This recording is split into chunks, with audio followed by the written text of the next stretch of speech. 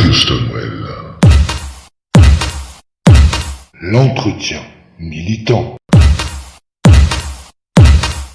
Bienvenue à toutes et à tous, chers auditeurs fidèles à Radio Stonewall. Alors cette semaine encore, nous avons le plaisir de partager avec vous un nouvel entretien militant. Nous recevrons une belle association et pour ce faire avec moi aujourd'hui, bien évidemment, je partagerai le micro accompagné de votre incontournable animateur, Pilou. Alors Pilou, merci une fois de plus d'être présent autour de cette table. J'imagine que tu attends avec impatience de découvrir cette association. Oui, comme d'habitude. Pour l'instant, j'ai rien à rajouter avant que tu me demandes si j'ai quelque chose à rajouter. Non, je suis hyper content de revenir encore dans cette émission avec encore une belle association qu'on va faire découvrir, ou en tout cas essayer, ou pour ceux qui la connaissent pas, voilà. Voilà, alors aujourd'hui, comme je viens de vous l'annoncer, nous retrouverons une association qui est une association de loi 1901 qui, depuis 1983, travaille à faire avancer la large famille socialiste et radicale, toutes les forces de la gauche et de l'écologie dans leurs réflexions et leurs propositions sur l'égalité et l'émancipation contre les discriminations des lesbiennes, des gays, des bi, des trans et des intersexes. Un combat qui ambitionne de donner à chacune et chacun les capacités économiques, sociales, civiles de maîtriser son existence autant qu'il est possible, mais pas que. Et c'est là tout l'échange que nous aurons ensemble aujourd'hui avec l'association HES, dont l'acronyme signifie homosexualité et socialisme. Alors avec nous pour en parler, nous avons la joie d'accueillir Monsieur Lenny Nicolet, qui est le président de cette association. Alors tout d'abord, avant de commencer cet entretien, je tenais à vous remercier, Monsieur Nicolet, d'avoir accepté notre invitation. On est vraiment ravis de vous recevoir aujourd'hui. Bonjour, c'est moi qui vous remercie de m'avoir invité et je suis très heureux d'être avec vous pour cet échange. J'espère, en tout cas, je pense que l'échange il va être très enrichissant. Alors, ce qui serait intéressant pour débuter cet entretien, ce serait de revenir un petit peu sur l'historique de votre association, qui, comme je le disais, œuvre depuis 1983 et qui, depuis, a fait quand même énormément de chemin. Alors, dans quel contexte donc HES s'est constitué et quelles sont les grandes avancées qu'elle a connues jusqu'à aujourd'hui? Alors, le contexte, c'est un contexte qui est un vrai moment d'ébullition pour l'ensemble des assos LGBT, pour tout le tissu LGBT. À l'époque, on appelait ça les assos homosexuels, puisque LGBT, c'est quand même très récent. Ça arrive après 81 et après 82. Alors, après 81, tout le monde connaît, c'est l'arrivée de Mitterrand au pouvoir, c'est le retour de la gauche pour la première fois à la présidence de la République, dans la 5e République, mais après 81, en fait, c'est après la suppression des fichiers homo de la police. Après 82, c'est aussi le vote d'une loi qu'on considère encore comme étant la dépénalisation de l'homosexualité, même si c'est techniquement pas exactement ça, c'est ce à quoi tout le monde se raccroche aujourd'hui. Et ça arrive au moment où on va créer tout un tas de petites dispositions, où on va en supprimer plutôt tout un tas, qui vont faire en sorte d'abroger l'homosexualité comme étant un délit dans la nation française, dans la société française. Et en 83, HES donc se crée. Petite asso parisienne, il faut être honnête, c'était avant tout un milieu très parisien, de militants socialistes, homo, plus ou moins assumés, plus ou moins out. On a revu dans nos archives certains comptes rendus où les prénoms n'étaient pas forcément ceux des personnes dont on sait qu'elles siégeaient à ce moment-là, pardon. Et c'était une difficulté encore, il faut être honnête, même si à l'arrivée de Mitterrand au pouvoir, il y a un grand bol d'air qui arrive dans la société française, y compris sur les questions LGBT. De toute façon, c'est une approche difficile que de lier le mouvement LGBT au tissu politique français. Ça l'est encore aujourd'hui. Il y a toujours des complexités, toujours des difficultés. Mais pour vous la faire courte, sans mauvais jeu de mots, quand HES arrive en 83, quand elle se crée en 83, c'est sur le début d'une pente ascendante pour les droits LGBT. Et c'est une petite explosion qui permet à l'asso de commencer à constituer sa surface, de constituer ses troupes et d'avancer petit à petit pour connaître tout un tas d'avancées sociales. D'accord. Et vous, en tant que président donc, de cette association, quel rôle vous jouez particulièrement? Alors, le titre est un peu ronflant, mais c'est un titre qui correspond à ce que les statuts d'une asso loi 1901 demandent. Il faut un président, il faut un trésorier, c'est la base. En fait, moi je suis plutôt animateur de l'association, c'est-à-dire qu'on a largement évolué depuis 1983. Comme je le disais, c'était d'abord un petit groupe de militants parisiens Aujourd'hui, HES, ce sont plusieurs délégations, certaines plus ou moins vaillantes, qui bougent selon les envies, les possibilités des personnes qui occupent leur poste de délégué local dans les régions, dans les territoires, comme on dit aujourd'hui. Mais on est présent dans entre 11 et 14 villes, ça dépend comment on compte, c'est quand même un maillage plus important. On a un vrai regret, c'est que c'est extrêmement métropolitain, extrêmement hexagonal encore aujourd'hui, puisqu'on n'a pas de délégation locale ni en Corse, ni dans les départements en région d'outre-mer. Mais on fait partie de ces assos qui sont vivantes, qui existent, qui ont des chars, des présences dans les marches, parce qu'il y a des actions locales dans les différentes villes. Orléans, Strasbourg, Marseille, Lyon, Rouen, Toulouse, à une époque Montpellier et Bordeaux, mais certains font leur vie, avancent, et donc mettent de côté un moment militant avant de passer à autre chose. Donc on continue toujours à recruter, à travailler et à avancer pour que le tissu reste vivace dans la plupart des grandes villes de France. J'allais vous demander, vous avez parlé de délégation, vous avez parlé déjà d'un bon nombre de villes, vous nous avez bien expliqué que vous n'en aviez pas de délégation justement en Outre-mer et aussi en Corse. Je voulais vous demander au départ combien vous aviez d'adhérents. Je ne sais pas si vous avez un chiffre à nous avancer. Alors, d'adhérents cotisants, c'est-à-dire de gens qui ont payé une adhésion depuis le 1er janvier, puisqu'on fait les adhésions sur l'année civile classiquement, on a un petit peu plus de 150 adhérents. Ce qui est à la fois peu et faible, c'est relativement peu au regard de ce que de grosses assos peuvent avoir comme nombre d'adhérents. C'est relativement élevé, compte tenu de ce qu'a pu être HES et du nombre d'adhérents qu'on a pu avoir historiquement, à la fois dans des périodes plus fastes, on va dire pour la famille de gauche socialiste partisane, on va dire avant la période du mariage pour tous et le retour de la gauche au pouvoir à nouveau après l'épisode Sarkozy. Ça reste quand même relativement élevé, je pense, en tout cas avec un nombre suffisamment honorable d'adhérents si on s'en tient aux assos qui sont à peu près celles qui nous ressemblent, c'est-à-dire soit partisanes, soit directement des structures de partis ou de commissions LGBT dans des partis, ou qui ont une vocation peut-être un peu plus politique dans le tissu associatif LGBT. D'accord, donc 150 adhérents à peu près. Alors, au niveau de vos missions, quelles sont les missions d'HES concrètement? Quelles actions développez-vous sur le terrain au quotidien? Quels sont vos combats, notamment face au capitalisme actuel? Ça, c'est une sacrée attaque. Alors, on va reprendre depuis le début. On n'a pas d'action de terrain en tant que telle. D'une part, parce que quand on est militant à HES, même si quand on est président ou responsable, on se consacre quasiment plus qu'à HES, on tient beaucoup à ce que les gens viennent parce qu'ils ont des actions, des adhésions, des affinités avec d'autres structures LGBT militantes. Classiquement, SOS homophobie, des associations locales. Moi, je venais d'une association étudiante LGBT à l'époque, sur ma fac de lettres à Aix-en-Provence.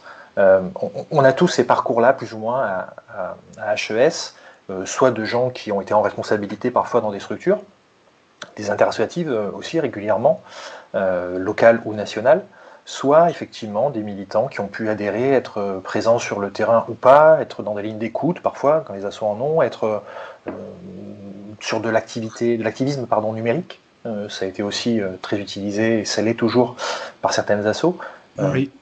On n'a pas d'action de terrain, donc je disais, ce sur quoi nous avons, les objectifs que nous nous sommes posés, ils sont doubles. C'est d'une part, parce qu'on en a fait le constat dans nos actions militantes, dans nos adhésions précédentes, on avait fait le constat d'une difficulté à se parler entre un monde associatif qui a peu de temps, parfois peu d'énergie, souvent peu de moyens, malheureusement. C'est comme ça que ça existe aujourd'hui en France. Les associations sont hypofinancées. C'est un truc qu'on répète à longueur de temps et qu'on essaie de faire passer à l'autre partie du monde que le tissu associatif a du mal parfois à toucher.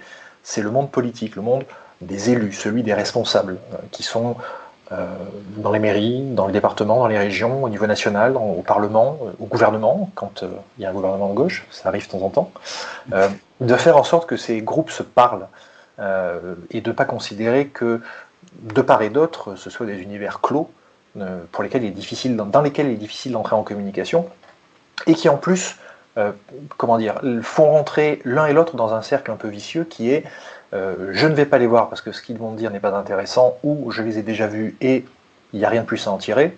Et en plus, quand il y a, on va dire, le moindre souci, la moindre question, parfois une polémique, le défaut d'entente, le défaut d'endroits pour se parler, la carence de liens dans lesquels communiquer, ne fait en général qu'accentuer les difficultés que ces mondes-là peuvent rencontrer. Et les mésententes, parfois, on va dire un peu ridicules parce qu'elles n'ont pas été posées clairement, parfois tout à fait valables parce qu'elles ont malheureusement été posées clairement aussi, qu'il peut y avoir entre les deux. Est-ce que vous vous sentez entendu par les institutions, justement? On parlait de politique. Est-ce que vous vous sentez entendu? Alors, oui et non. Nous, notre objectif, c'était... Alors, pendant longtemps, on a été donc proche du PS. On est depuis 2015, puisque les statuts du PS ont changé, on a été reconnu comme organisme affilié.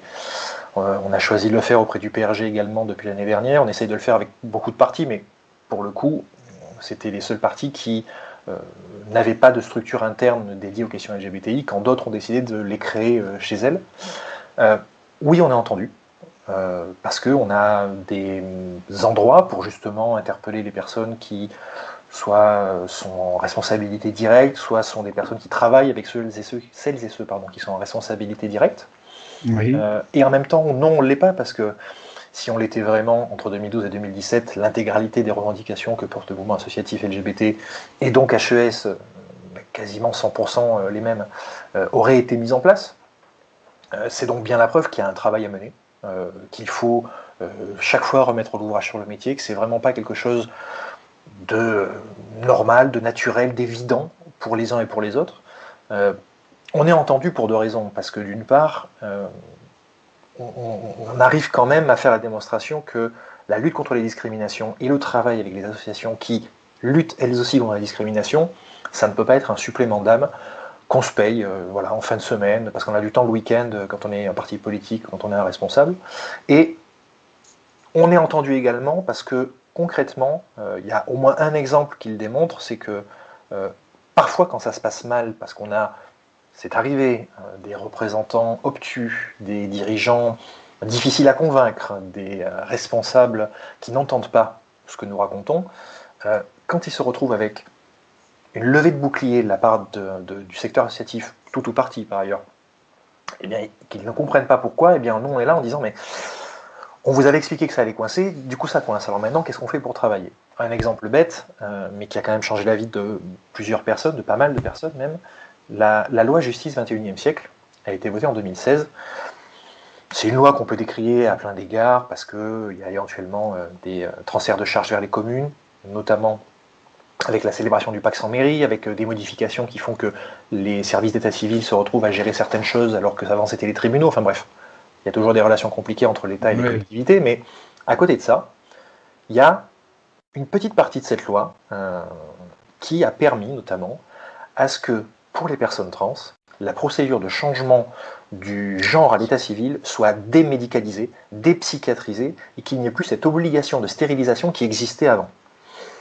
Ça peut paraître accessoire, ça peut paraître minime, mais fondamentalement, d'une part, c'était les revendications, pas tout entendu, on est d'accord, mais c'était une des revendications majeures des associations trans, et largement admissible, et c'était une façon de démontrer que, pour être très, très clair, entre Manuel Valls, Premier ministre, qui refuse de changer la loi, les assos qui expliquent que c'est un scandale que la loi ne soit pas changée, et deux parlementaires qui, Erwan Binet, rapporteur de la loi sur le mariage pour tous, et Pascal Crozon notamment, qui ont voulu avancer, qui ont voulu travailler, HES a permis à ce qu'il y ait une rencontre entre des assos trans qui voulaient faire avancer, qui voulaient travailler cette loi, et les parlementaires qui disaient on va la porter, dites-nous ce que vous voulez changer, et maintenant on va avancer là-dessus.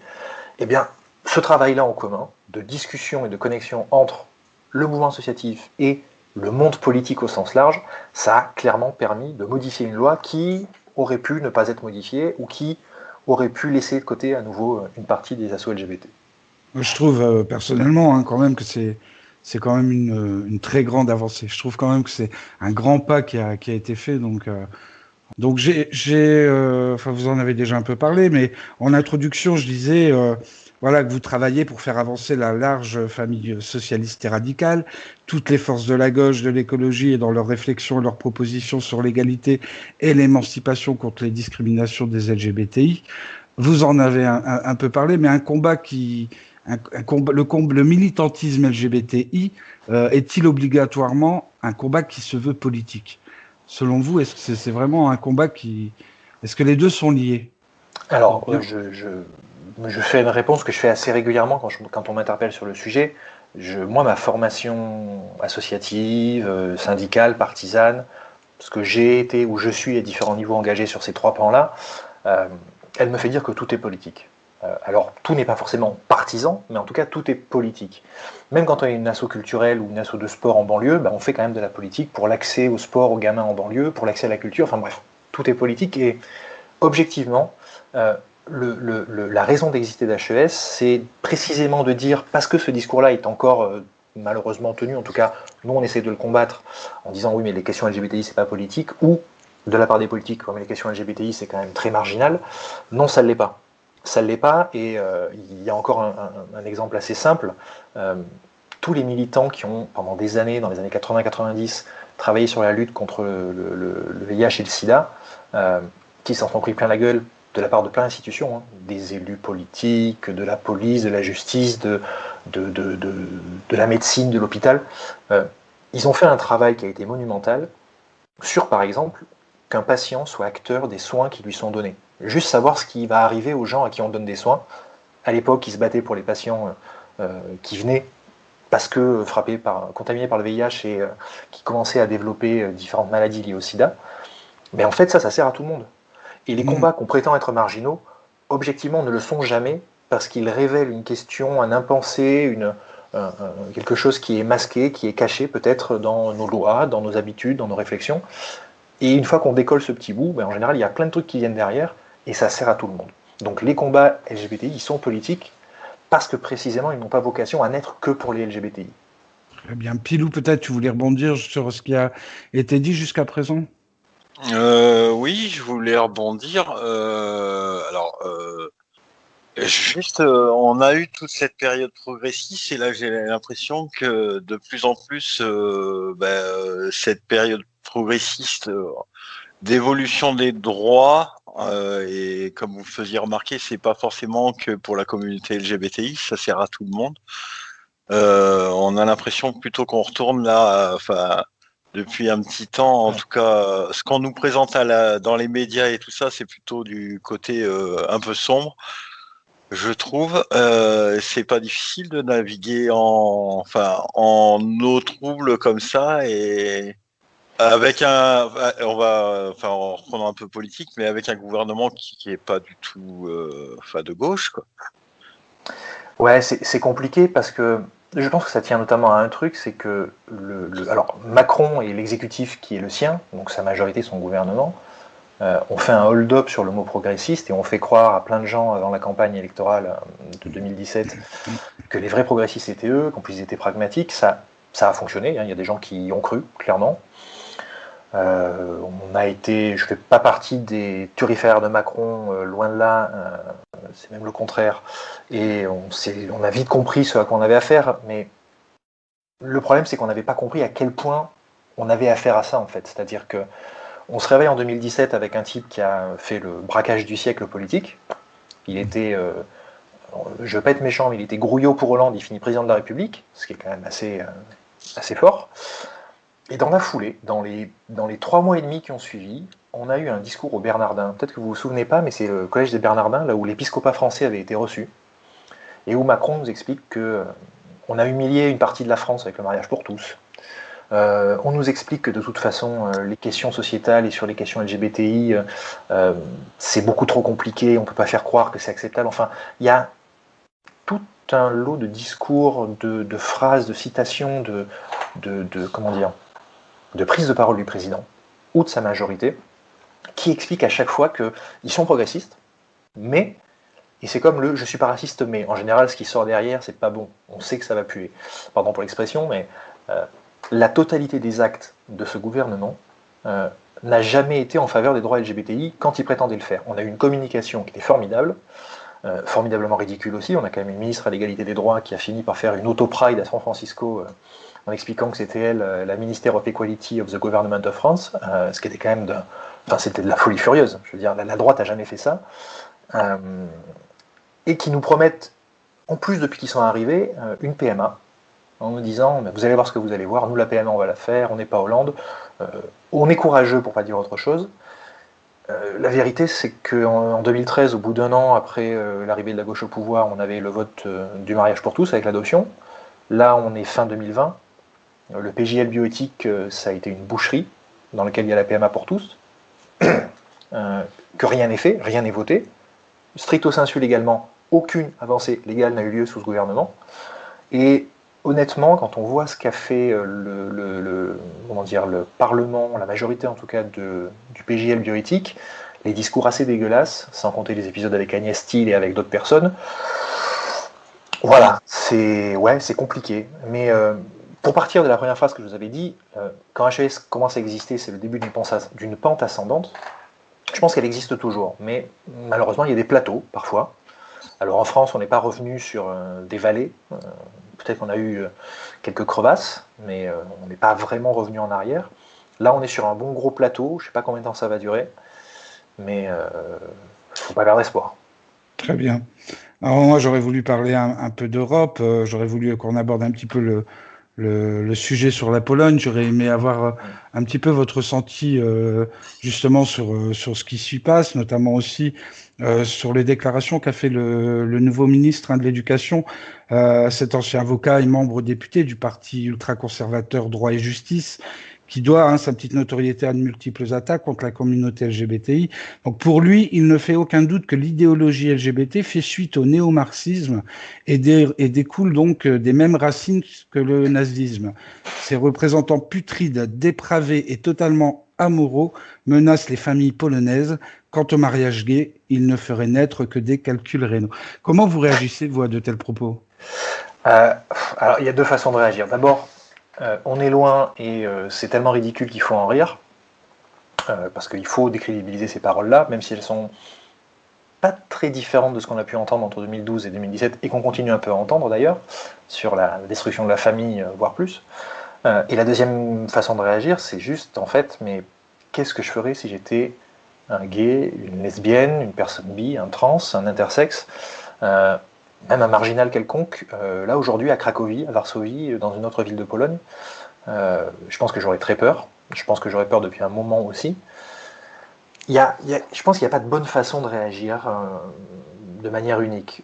Il y a un truc à faire quand on est militant LGBT, quand on est militant des droits humains, tout court, c'est de voir comment on peut, d'une manière ou d'une autre, aider ou faciliter les interpellations des personnes qui sont aujourd'hui menacées, pas simplement stigmatisées, qui sont menacées par ces prises de parole, qui sont désignées comme les boucs émissaires d'une société qui va mal ou peut aller mal, et à qui on reproche tous les maux de la terre. Ce qui est fondamental dans ce qui se passe en Pologne, c'est que on a vu, d'une part, l'échec d'une certaine forme de construction européenne, qui a mis beaucoup de temps à réagir sur des fameuses zones sans LGBT que ce monsieur défend sûrement, qui met beaucoup de temps à réagir sur d'autres propos tenus par des responsables gouvernementaux, par le président élu, par des ministres, par même d'anciens ministres, d'anciens présidents. On se souvient des frères Kaczynski, qui n'étaient quand même pas les plus progressistes non plus. Sur l'Europe, il y a un truc qui est fondamental, c'est que le Parlement a réussi à bosser, et tous les groupes de la gauche européenne, le groupe, pour faire simple, de la gauche communiste, le groupe de la gauche socialiste et démocrate, le groupe des écologistes, on fait des rapports, on fait des directives, nous on suit ça d'assez près, on fait régulièrement des communiqués dessus. On a travaillé pendant longtemps au niveau européen avec une asso social-démocrate des différents groupes et partis frères, on va dire des voisins et voisines d'HES en Union européenne pour bosser sur ces questions-là. Et ce qui est frappant, c'est qu'en fait, il y a un blocage au niveau des États. Le Parlement travaille plutôt bien là-dessus, en reconnaissant l'horreur de ces propos et ce que ça implique pour les populations qui sont menacées, mais que après coup, une fois que ces rapports sont formulés, il n'y a rien en fait. On n'a pas de sanction, il n'y a pas de désignation officielle de la part de la Commission européenne, parce que c'est l'exécutif européen, la Commission, qui dit ça c'est un problème. Et comme la Commission travaille en fonction de ce que les États veulent quand même bien lui laisser faire d'une manière ou d'une autre, il faut que les chefs d'État européens, et donc en France Macron, tonnent un peu et fassent un petit peu comprendre que c'est un peu scandaleux, si tant est que ça les intéresse vraiment. Je dis pas que Macron est homophobe, ce serait une caricature à un mensonge, mais je pense que fondamentalement il se désintéresse de ces questions-là. Vraiment. Je pense que ça ne l'intéresse pas au premier chef. L'ensemble de ce qu'on a pu voir comme travaux, comme discours sur ces questions-là depuis 2017 de la part des différents gouvernements et de la majorité, c'est qu'en fait, pardon, mais ils s'en fichent, quoi. C'est pas important. La lutte pour les droits, la lutte contre les discriminations, ça peut attendre. Et puis ça attendra longtemps. Je pense que ça va attendre encore longtemps, oui. Mais en même temps, il a fait, comme vous le rappeliez, il a fait le casse du siècle et c'est assez impressionnant. Enfin, Ouais. mais d'où l'importance, on le rappelle assez souvent, d'aller voter, d'élire ses représentants, enfin, que ce soit au niveau des collectivités territoriales, quand il y a les municipales, les députés. C'est important d'aller voter et aussi de regarder ce que font vos députés dans les choses qui vous concernent. De pas dire bêtement, bah oui, on a voté pour lui, mais aller voir pour de vrai, quand il y a des votes importants sur les causes LGBT, de voir ce que vos représentants et ce que les mouvements, enfin, les divers partis ont voté ou se sont abstenus par manque de courage. Enfin, c'est ce qui fait encore de notre pays une démocratie, mais je pense qu'il faut conserver ce droit et d'être vigilant. Et puis aussi se dire que, ça c'est mon avis perso, que rien n'est acquis. On a eu de belles victoires sur, je vais pas dire les droits LGBT parce que c'est sur les droits humains. Parce que on peut toujours être le coupable de quelqu'un. On le sait très bien, dans les périodes de crise, il faut toujours un coupable, un bouc émissaire. Enfin, il y a des périodes sombres où on a nommé des gens comme ça et on a vu ce que ça a donné. Donc je pense que c'est important de retourner au siècle, au siècle des Lumières, mais de l'humain.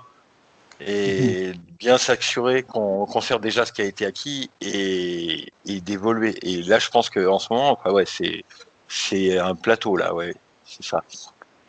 Bon, si on revient maintenant un peu en France, où récemment donc, la Cour de cassation a refusé de reconnaître une femme trans le droit d'être reconnue comme la mère de ses enfants sur les décommans familiaux. L'enfant avait été conçu après le changement de genre donc à l'état civil. Quelle position, comment vous réagissez, vous, HESE, face à cette affaire? On en a entendu énormément parler, d'ailleurs. Oui, Oui. Oui, nous on a fait un communiqué. Alors c'est la Cour de cassation a interprété la loi a priori de manière plutôt honnête, malheureusement, même si ça pouvait aussi être de son rôle de signifier certaines choses. C'est évidemment une erreur, pas une erreur au sens légal parce que la loi est faite telle qu'elle est aujourd'hui, mais c'est une erreur d'avoir fait cette loi-là et d'avoir laissé cette loi-là en l'état. Pour faire une petite digression, si la pente ascendante des droits a permis notamment de sécuriser tous les couples, le Pax, le mariage, tout ça fait que tous les couples sont sécurisés. Aujourd'hui, toutes les familles ne le sont toujours pas. Le statut du beau-parent, famille transparentale, famille monoparentale, famille homoparentale, bref, la question serait large, mais les familles, dans leur ensemble, ne sont pas sécurisées. Et cette affaire, elle démontre un truc assez simple, c'est que la transparentalité n'a pas été envisagée dans la façon de fonder une famille ou de continuer à fonder une famille. Nous, on s'est élevé contre parce que c'est quand même ridicule que dans l'arrêt de la Cour de cassation, il y a un rappel de la loi, qu'on demande à une personne qui est parent d'un enfant, parent biologique en plus, de lui dire qu'en fait la seule manière pour elle, en tant que personne, d'avoir les droits parentaux, d'avoir l'autorité parentale, de pouvoir emmener sa fille, son fils à l'école, de pouvoir l'emmener à l'hôpital si besoin, enfin bref, la vie de tous les jours. Hein. Ça veut dire aussi lui changer les couches, l'amener au goûter du copain et de la copine, lui moucher le nez, faire les devoirs, enfin, juste la vie basique, banale, normale de toutes les familles. C'était illogique de lui demander de passer par une procédure d'adoption pour qu'elle ait ces droits-là alors qu'elle en est parent. Ça, c'est quand même assez dingue, et c'est une démonstration par l'absurde, hein, parce que c'est vraiment absurde, qu'on n'a pas, encore une fois, envisagé ce que c'était vraiment que faire famille au XXIe siècle. Et ça date pas du XXIe siècle pour le coup, parce que c'est un petit peu plus vieux, mais en tout cas, c'est une expression qu'on aime bien à HES, c'est qu'aujourd'hui, les familles du XXIe siècle sont toujours face à des lois du XXe ou du XIXe. Et qu'à partir de là, elles ne sont pas sécurisées, et qu'au-delà des désagréments juridiques que ça peut représenter, parce qu'on pourra toujours nous dire que, bah oui, elle n'a qu'à faire une démarche d'adoption, c'est vrai, elle n'a qu'à la faire après tout. pas bien compliqué, il y a des millions de gens qui en font chaque année dans le monde, en tout cas il y en a plusieurs qui en font chaque année en France, mais c'est quand même un problème de fond et de forme, et on ne peut pas expliquer à des gens que leurs liens familiaux doivent attendre qu'une autorité quelconque les reconnaisse quand ils existent et quand ils préexistent déjà. Donc ça, c'est clairement un des travaux à mener dans, si tant est que ça arrive dans la prochaine mandature de gauche après 2022, qui est un travail sur un projet de loi famille, qui aurait dû exister depuis un moment déjà, large, robuste, qui prenne en compte la majeure partie des situations et qui permette à celles qui n'auraient pas encore été envisagées de leur trouver un débouché simple et humain surtout. D'accord. Bon, on arrive un petit peu au terme de cet entretien. J'avais une question, notamment par rapport aux adhérents. Tout à l'heure, on parlait des adhérents. J'ai oublié de vous demander s'il fallait avoir sa carte du Parti Socialiste pour pouvoir adhérer à votre association. Alors justement non, c'est ça qui fait l'intérêt d'HES, c'est que comme c'est pour le coup la seule asso partisane, mais pour le coup indépendante des partis, pendant des années, on a eu plein de gens qui n'avaient pas été adhérents du PS, aujourd'hui adhérents du PRG. On a eu, moi je le dis sans aucun problème, des gens qui sont proches de Génération, qui ont été proches du PC, certains qui ont plutôt rejoint un parti plutôt que l'autre, qui ont fait partie du bureau de HES, pas simplement adhérents, mais qui ont fait partie du bureau. Et non, on n'a pas besoin d'être adhérent d'une quelconque structure partisane que ce soit pour militer, adhérer à HES et évidemment partager nos idées, nos combats, bien sûr. Je pense que c'était important de le préciser. On va terminer avec une dernière question. Moi, j'aurais aimé connaître votre ressenti sur l'évolution. Justement, on parlait de droits tout à l'heure, des droits des LGBTI en France, en Europe, mais aussi à travers le monde. Votre ressenti un petit peu sur cette évolution qu'il peut y avoir? J'ai peut-être le tort d'être un petit peu optimiste, mais franchement, ça va mieux de jour en jour. On a des exemples où ça se passe mal et où on a des exemples où, certaines parties du monde sont en régression. Mais quand on regarde de manière un petit peu factuelle toutes les avancées qui existent, les combats pour la dépénalisation de l'homosexualité qui, dans les pays africains, continuent d'avancer, des assos qui sont de plus en plus présentes et visibles et qui font un sacré combat, pour le coup, de leur côté. Dans le monde asiatique aussi, le fait qu'il y a encore quelques années, l'homosexualité était encore réprimée dans le deuxième pays le plus peuplé du monde, en Inde, et il a fallu une décision de la Cour suprême pour que tout bascule et que ce soit autorisé, et que du coup ils sont rentrés dans un nouveau combat d'anti-associatif qui est le droit au mariage en fait. Honnêtement, on pourrait avoir 1000 exemples qui nous fassent avoir peur, qui nous fassent être inquiets, qui nous fassent être pessimistes, qui nous rendent pessimistes, pardon. On en aura 1001 qui nous dira « Ah mais en fait ça se passe bien, ça avance à petits pas, parfois trop lentement, parfois trop difficilement, c'est parfois compliqué, mais ça avance. » Et honnêtement, il ne faut jamais arrêter le combat et considérer que tout est gagné, évidemment, mais il faut aussi se baser sur ce qui nous donne ce qui nous donne la possibilité de vraiment avancer chez nous et ailleurs. Ce sont les espoirs que suscitent des victoires ailleurs. Le mariage pour tous en France, ça a été un espoir suscité pour d'autres pays dans d'autres endroits. Comme ça l'a été quand ça a été en Belgique, comme ça l'a été quand ça a été aux Pays-Bas. Enfin, à chaque fois, ça sert aussi à ça. C'est pas seulement une avancée légale ou juridique ou ce qu'on veut pour les habitants d'un pays, d'une nation, d'un État, d'une province, d'accord, ce qu'on veut. C'est aussi un signal politique donné au reste du monde. C'est un peu pompeux, mais c'est ça, en disant ici ça avance, ça peut arriver partout ailleurs. Voilà. En tout cas, oui, ça serait juste magnifique. Alors voilà, l'émission a passé relativement assez vite. Pilou, si tu as quelque chose à rajouter, c'est maintenant ou jamais, en fait. Ouais, oui, par rapport au dernier mot de la fin, là, ça me fait penser un peu à tous les entretiens qu'on a effectués jusqu'à présent, alors que ce soit avec des collectifs ou d'autres associations, peut-être plus petites ou voilà, mais et en fait, ce que je rejoins les paroles de notre invité ce soir, c'est qu'en fait, être militant, c'est garder aussi l'espoir sur plein de choses qui avancent. Et alors, j'ai lu un truc cet après-midi qui était très rigolo. Si tu trouves que ton verre est à moitié vide, verse-le dans une petite tasse plus petite et ne nous embête quoi. Et voilà, c'est un peu ça. Même si oui, tous les jours on voit des trucs qui sont absurdes et décourageants, je pense qu'il faut garder l'espoir et que une avancée des droits ou peut-être pas d'égalité mais d'équité parce que l'égalité c'est encore autre chose. Et ben ça profite à tout le monde. C'est vrai, c'est vrai. Ben, c'est sur tes paroles, Pilou, qu'on va conclure donc cette émission. Notre invité du jour donc était Monsieur Nicolet, le président donc de l'association HES, Homosexualité et Socialisme. Merci d'avoir participé à cet entretien que j'ai trouvé vraiment très enrichissant. Merci aussi à toi, Pilou, pour tes interventions. Je remercie aussi tous nos auditeurs qui nous suivent de plus en plus avec fidélité. Nous, on va se quitter avec un titre de Domo Wilson, I Wanna Be Me. Je vous dis à la semaine prochaine. Domo Wilson, I Wanna Be Me.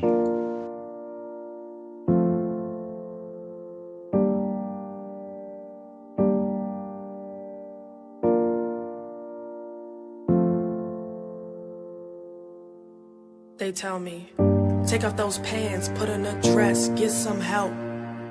They don't understand that I'm not a man, wanna be myself. Take out those braids, girls, don't get phased and tell me act like a lady. But I'ma be me, believe me, because that's how mama raised me. I wanna be me, who I really am, not who you want me to be. I love who I am, yes I'm different and that's what I want you to see. I'm not like other girls, I don't like tight jeans, I don't wear tight shirts. I don't like wearing heels, I don't like how it feels, I don't wear tight skirts. I am myself and that's never gonna change. I'ma be myself and I'ma love myself no matter what you may say. Cause I'm gay and proud and I'm loud. Being fake is not my style. Go ahead and hate from the other side, cause we running things right now. All my life, people told me like just dress like a girl. Try to date another boy, he might bring you joy. He really might rock your world, you haven't found him yet, nah. Haven't found the right one. Your kid needs a father figure in his life. Hey, he can father your son. My son has two moms, loud and proud, and no, I am not ashamed. And he will take up for his mamas if you slander our name. LGBT, stand up proud, we got our army this way. It's not a choice to live this life, you know I always been gay. They say, go get saved, ask the Lord to make you new. Ask for forgiveness for all the sickly things you do. God doesn't love you. Come sit down, open up, let's make you pray. If God didn't like homosexuals, then why he make me gay? He made us perfect. Swear y'all choose what y'all like. Having premarital sex but wanna call me a dyke. Cheating on your wife's Lord's name in vain. Disrespecting your parents, not making this up. This is all in the book of the 10 Commandments. I wanna be me, who I really am, not who you want me to be. I love who I am, yes I'm different and that's what I want you to see. I'm not like other girls, I don't like tight jeans, I don't wear tight shirts. I don't like wearing heels, I don't like how it feels, I don't wear tight skirts. I am myself and that's never gonna change. I'ma be myself and I'ma love myself no matter what you may say. Cause I'm gay and proud and I'm loud. Being fake is not my style. Go ahead and hate from the other side, cause we running things right now. All my life, people told me like just dress like a girl. Try to date another boy, he might bring you joy. He really might rock your world, you haven't found him yet, nah. Haven't found the right one. Your kid needs a father figure in his life. Hey, he can father your son. My son has two moms, loud and proud, and no, I am not ashamed. And he will take up for his mamas if you slander our name. LGBT, stand up proud, we got our army this way. It's not a choice to live this life, you know I always been gay. I wanna be me, who I really am, not who you want me to be. I love who I am, yes I'm different and that's what I want you to see. I love who I love, I wear what I wear, I'm proud to be me. No longer living in the dark, I'm proud to be free.